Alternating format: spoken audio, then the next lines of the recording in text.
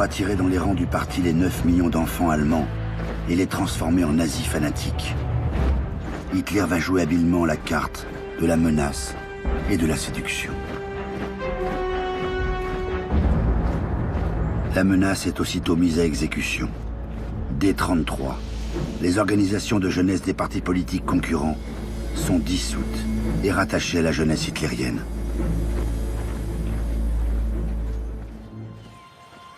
Mais pour attirer plus de jeunes, la Hitlerjugend a aussi les moyens de séduire. Elle obtient le monopole des camps d'été, point culminant de l'année pour les associations. Loin des parents, dans un cadre qui semble si libre et aventureux, l'éducation idéologique est d'autant plus facile. Par le loisir, par la communauté et par la fête, c'est la promesse d'un avenir heureux qui se dessine. Encadrés par des chefs à peine plus âgés qu'eux, les enfants en redemandent. Le nombre d'adhérents grimpe en flèche.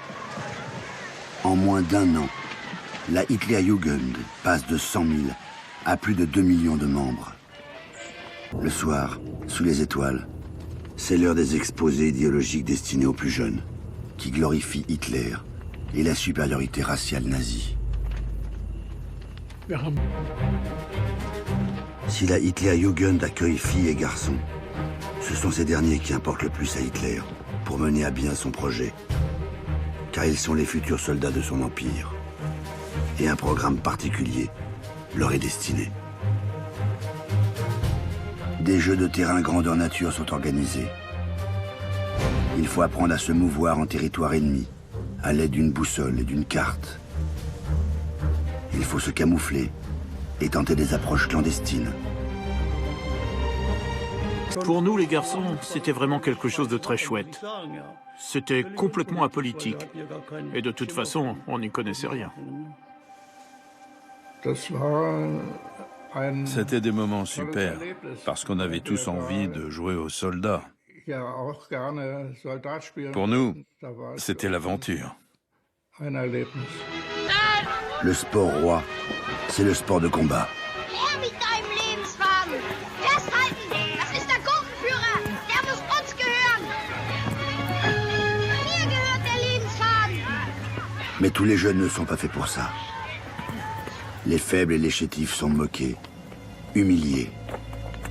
La vision du monde nazi ne tolère que la performance et l'excellence. Celui qui n'est pas performant est un raté, qui doit être traité comme tel.